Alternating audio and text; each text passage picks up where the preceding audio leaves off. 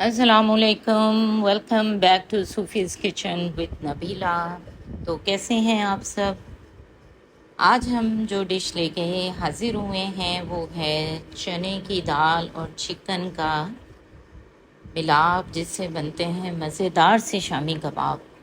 तो सबसे पहले कढ़ाई में आप तकरीबन 500 ग्राम दाल को आपने अच्छी तरह भिगो के 2-3 घंटे इसे भिगोए रखना है, नमक डाल के थोड़ा सा, और उसको हम बॉईल करेंगे। अब इसके साथ ही ये तकरीबन 750 ग्राम चिकन है, यानी कि आधा किलो दाल और 3 पाव चिकन। अब इसमें कुछ खड़े मसाले जाएंगे, जिनमें जो तस्वीर में आपको नज़र आए हैं, इन सबको हमने ग्राइंड कर लेना है। और इसमें नमक, मिर्च और जो आपको लाल मिर्च और धनिया नज़र आया है वो सबको मिला के इसमें डाल देना है। 1 चम्मच लहसुन का पेस्ट और 1 ही चम्मच अदरक का पेस्ट। अब यहाँ पे बात ये है कि मसला वहाँ ख़राब होता है जहाँ पर पानी ज़्यादा डाल दिया जाता है या कम डाल दिया जाता है। अब ये जो आपको मैंने फार्मूला बताया है, ये तकरीबन बन जाता है, कोई 1 किलो से ज़्यादा मटेरियल बन जाता है ये। तो इसमें आपने सिर्फ 3 गिलास भर के पानी के डालने हैं। अगर आप कुकर में कर रहे हैं तो 2.5 गिलास डालिएगा।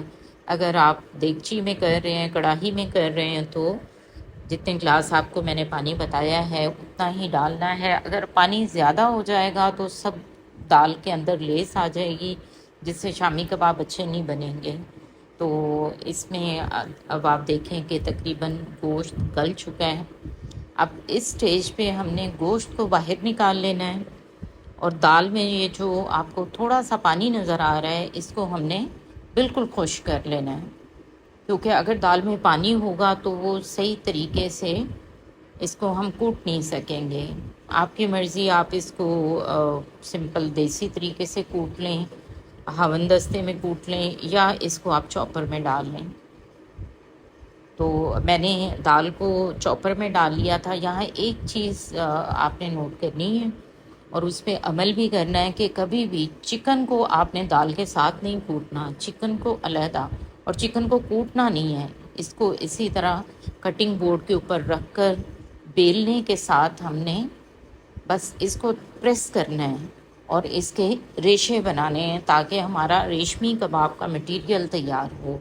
दाल अलग से पीसेंगे और चिकन को हम अलहदा से इस तरह कटिंग बोर्ड के ऊपर हम इसको रेशा रेशा करेंगे। अब दाल में से आपने सारे खड़े मसाले निकाल देने हैं। आप चाहें तो फ़िल्टर बॉल भी इस्तेमाल कर सकते हैं कि सारे खड़े मसाले उसमें डाल दें। अब आपने एक बड़े साइज़ का प्याज लेना है। अगर छोटे हैं, मीडियम साइज़ है, तो 2 प्याज लें। उनको बिल्कुल बारीक बारीक चॉप करना है और उसको काट के उसका पानी निकाल देना है अच्छी तरह, किसी भी रुमाल में डाल के, क्योंकि हमें अब इस मटेरियल में नमी या पानी नहीं चाहिए और इस पानी को ज़ाया नहीं करना। इसको अपने बालों में लगाएं और काले स्याह लंबे चमकदार बाल पाएं। प्याज का पानी बहुत अच्छा होता है, इस पे कभी एक अलग से वीडियो बनाऊंगी।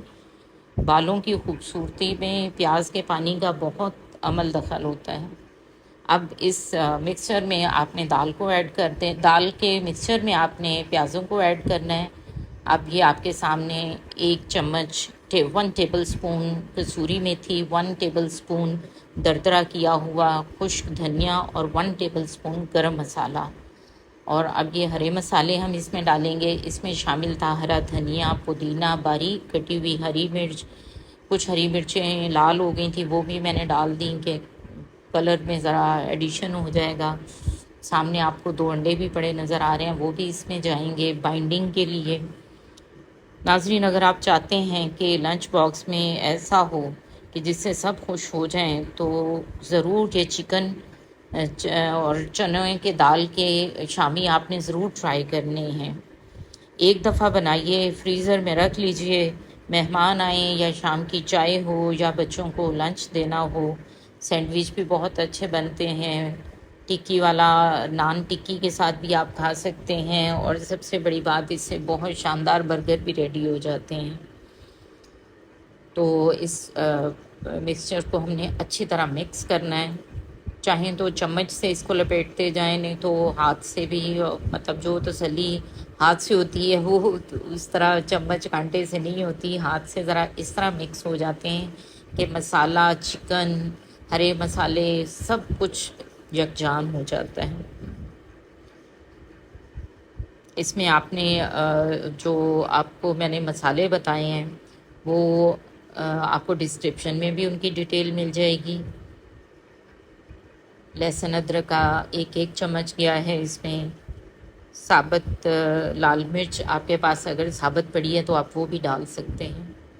अच्छा, अब दो तरीके हैं, या तो आप हाथ की हथेली पे एक इस मिक्सचर का गोला सा बनाएं और उसको दबा के टिक्की की शक्ल दे दें, या बाज़ार में मोल्ड्स मिलते हैं, आम हर दुकान पे मिल जाते हैं, उसमें आप क्वांटिटी उतनी ही रहेगी। ठीक है, ये आप इसमें डालें, इसको प्रेस करें, साइडों से एक्स्ट्रा मटेरियल जो है उसे निकाल दें, प्रेस करें, और जैसे वो नीचे से आप लीवर को छोड़ेंगे तो ये टिक्कियाँ खुद ब खुद बाहर आ जाएगी। अगर ये थोड़ा सा स्टिकी हो तो पानी या ऑयल में हाथों को ग्रीस कर लें। अब आप एक तवा लेंगे, उसके ऊपर बहुत थोड़ा सा ऑयल जाएगा, क्योंकि हमने ये डीप फ्राई नहीं करने, ये हमने शैलो फ्राई करने हैं। अब ये तवे के ऊपर हल्का सा तेल गरम हो गया। हर शामी को आपने इसके ऊपर डालना है। देखें, हमने कोई मटेरियल नहीं लगाया, ठीक है, ये बिल्कुल फ्रेश बने हुए हैं। फौरी तौर पे हमने चूँकि ये मटेरियल बहुत ज़्यादा है, ये आपको पता है इससे तकरीबन 4 दर्जन जो हैं वो शामी कबाब बनने हैं।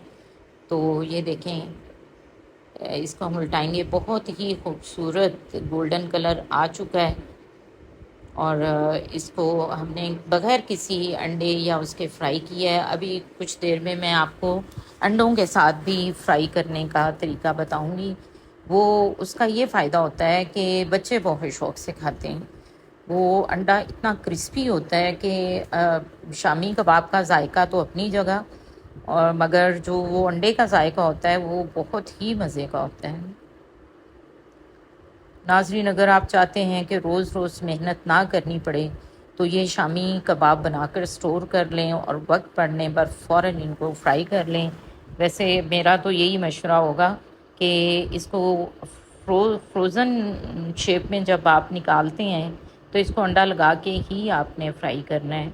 वैसे तो बग़ैर अंडे के भी फ्राई हो जाता है, मगर अंडे के साथ बहुत ज़बरदस्त इसका टेस्ट आता है। इस स्टेज पे हम इसको फ्रीज़ भी कर सकते हैं। शामी कबाब बनाकर इनको रख लें, फिर एक ट्रे में बटर पेपर रखें ताकि ये चिपके ना, या अगर आपके पास कोई प्लास्टिक की शीट है तो इसमें रख दें।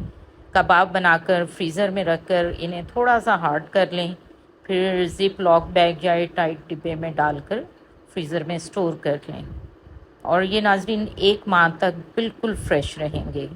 जब चाहें निकालें, सिर्फ अंडे में डिप करें और सीधा फ्राई कर लें। और बस जी, अगर मेहमान आ जाएं, बच्चों के टिफ़िन में ज़रूरत पड़े तो समझ लें कि आपके पास एक तैयार डिश है। लीजिए नाज़रीन, हम इसको अब हम डिश आउट करते हैं। तो लिए जी, तैयार है क्रिस्पी और जूसी चिकन चने की दाल। हमारे चैनल को ज़रूर सब्सक्राइब करें। अल्लाह हाफ़िज़।